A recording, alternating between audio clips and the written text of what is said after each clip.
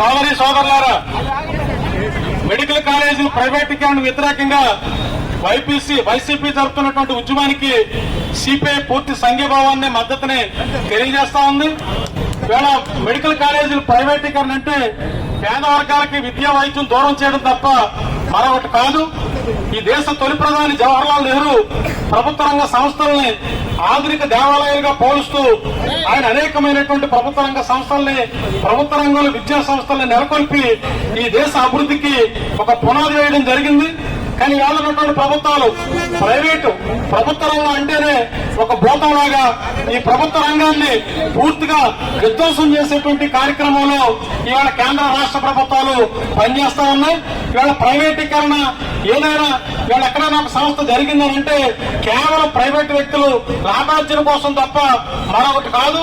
ఇవాళ ప్రభుత్వం చెబుతా ఉంది ఈ మెడికల్ కాలేజీలు పీపీపీ పబ్లిక్ ప్రైవేట్ పార్ట్నర్షిప్ అనేటువంటి దాంతో 590 జీవోనిచ్చి ఈ 590 జీవో ప్రకారం ఇవాళ రాష్ట్రంలో ప్రభుత్వం ప్రైవేట్ రంగం భాగస్వామ్యంతో ఈ ప్రైవేట్ మెడికల్ కాలేజీలు ప్రభుత్వ రంగంలో నడుపుతా ఉన్నాం.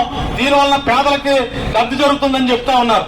ఈ దేశ చరిత్రలో ప్రైవేటు వ్యక్తులు భాగస్వామ్యం ఉన్నటువంటి ఏ రంగం కూడా, ఏ సంస్థ కూడా ప్రజల యొక్క సేవల కోసం పనిచేసినటువంటి పరిస్థితి మనం చరిత్రలో చూడలేదు. ఇక్కడ ప్రైవేటు వ్యక్తులు లాభార్జన తప్ప ప్రజలకు సేవ చేయాలనేటువంటి ఆలోచన ఎంత మాత్రం ఉండదనే విషయం మనందరికీ తెలుసు. మరి గౌరవ ముఖ్యమంత్రి ఆ స్థాయిలో ఉన్నటువంటి వాళ్ళకి, ప్రైవేటు వ్యక్తులకి ఇవాళ ఈ మెడికల్ కాలేజీలను అప్పచెప్పి ఇది ప్రజల కోసమే అని చెప్తే ఇవాళ పేద ప్రజలు మెడికల్ కాలేజీల్లో వైద్య విద్యను పొందేటువంటి అవకాశాలు కోల్పోతా ఉన్నారు. అట్లాగనే పేదలు ఇవాళ వైద్యాన్ని పొందేటువంటి అవకాశాన్ని కోల్పోయేటువంటి ఇవాళ పరిస్థితి ఇది. అందుకని ఇవాళ రాష్ట్ర వ్యాప్తంగా వామపక్ష పార్టీలు పెద్ద ఎత్తున మెడికల్ కాలేజీలు ప్రైవేటీకరణకు వ్యతిరేకంగా ఉద్యమిస్తా ఉన్నాయి. సిపిఐ అనుబంధ విద్యార్థి సంఘం, అఖిల భారత విద్యార్థి సమాఖ్య, ఏఐఎస్ఎఫ్ ఇచ్చాపురం టు అనంతపురం వరకు పెద్ద ఎత్తున మెడికల్ కాలేజీల ప్రైవేటీకరణకు వ్యతిరేకంగా పెద్ద ఎత్తున జాత జరుగుతా ఉంది. నిన్ననే వాళ్ళు అచ్చాపురంలో బయలుదేరినటువంటి జాత తిరుపతిలో పెద్ద ఎత్తున బహిరంగ సభ జరిగింది.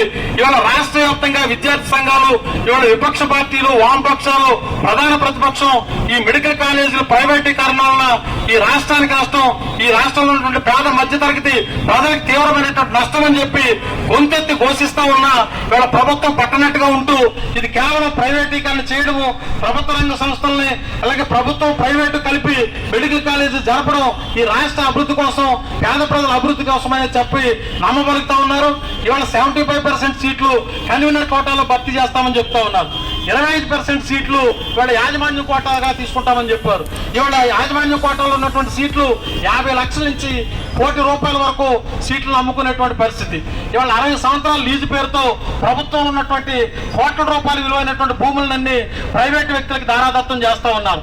ఇవాళ ప్రైవేట్ రంగంలోకి ఇవాళ మెడికల్ విద్యను అప్పచెప్పడం అనంటే ఈ రాష్ట్రాన్ని ఇవాళ కార్పొరేట్లు పరం చేయడం, పెట్టుబడిదారులు ఇవాళ వైద్య రంగాన్ని మొత్తం దోచుకోవడానికి తలుపులు తెరవడం తప్ప మరొకటి కాదు. దీన్ని తీవ్రంగా వ్యతిరేకిస్తా ఉన్నాం. ఇది ప్రజలకు నష్టం, రాష్ట్రానికి నష్టం. తక్షణమే ఇవాళ ప్రైవేట్ రంగంలో ఉన్నటువంటి ఇవాళ పీపీపీ విధానాన్ని ఇవాళ 590 జీవోను రద్దు చేసి ప్రభుత్వ రంగంలోనే ఈ వైద్య విద్యను కొనసాగించాలని చెప్పి కోరుతా ఉన్నాం. ఇవాళ రాష్ట్రంలో విద్యా వైద్యం అనేటువంటిది ప్రభుత్వ రంగంలోనే కొనసాగించాలనేటువంటి ఇవాళ ప్రభుత్వాలు గుర్తించాలి. ఇప్పుడు బ్రిటిష్ సాయం నాటి నుంచే దాదాపుగా 1829 ప్రాంతంలోనే కేజీహెచ్ హాస్పిటల్ విశాఖపట్నంలో ప్రారంభించారు. 1946లో గుంటూరులో జనరల్ హాస్పిటల్ ఆనాడు బ్రిటిష్ గవర్నమెంట్ లోనే ప్రారంభించారు. ఇంకా రాష్ట్ర వ్యాప్తంగా పేదలకు వైద్య సౌకర్యాలు కలగాలనంటే ప్రభుత్వ రంగంలోనే వైద్యం ఉండాలి, ప్రభుత్వ రంగంలోనే విద్యా సౌకర్యాలు ఉండాలనేటువంటిది ఆనాడు బ్రిటిష్ ప్రభుత్వం గుర్తించినటువంటి అంశాన్ని ఇవాళ ప్రభుత్వం పరిగణలోకి తీసుకోవాలి. ఇవాళ ఎంత చెప్తా ఉన్నా పీపీపీ పేరుతో, పబ్లిక్ ప్రైవేట్ పార్ట్నర్షిప్ అనే పేరుతో పెట్టేటువంటి మెడికల్ కళాశాలలు ఇవాళ లక్షల కోట్ల రూపాయలు విలువైనటువంటి ఆస్తులు, ప్రభుత్వ భూములు ఇవాళ ప్రైవేట్ వ్యక్తులు పరం తప్ప మరొకటి కాదు. ఈ భవిష్యత్తులో ఈ విద్యా వైద్య పేదలకు దక్కనటువంటి పరిస్థితి ఇవాళ రాజ్యాంగ విరుద్ధం. ఇవాళ ఇవాళ విద్యారంగంలో రిజర్వేషన్లు ప్రైవేట్ రంగంలో ఏమాత్రం అమలు జరపట్లేదు. ఇవాళ ప్రైవేట్ రంగంలో ఇవాళ మెడికల్ కాలేజీలని భాగస్వాములు చేయడం ద్వారా రానున్న కాలంలో ఇవాళ ఏదైనా చెప్తున్నప్పటికీ రానున్న కాలంలో ఎట్టి పరిస్థితుల్లో కూడా పేద మధ్యతరగతి విద్యార్థులకి వైద్య విద్య అందనటువంటి పరిస్థితి, పేదలకు వైద్యం దక్కనటువంటి పరిస్థితి. దీన్ని మేము తీవ్రంగా ఖండిస్తా ఉన్నాం. ప్రైవేట్ మెడికల్ కాలేజీలు ఇవాళ చాలా ఉన్నతంగా నడుపుతా ఉన్నారు. ఇవాళ ప్రైవేటు యూనివర్సిటీలు నడుపుతూ ఉన్నాయి. ప్రభుత్వ రంగంలో యూనివర్సిటీలు అంటే ఒకప్పుడు ఆంధ్ర యూనివర్సిటీ, నాగార్జున యూనివర్సిటీ, లేదా కృష్ణదేవరాయ యూనివర్సిటీ, వెంకటేశ్వర యూనివర్సిటీ.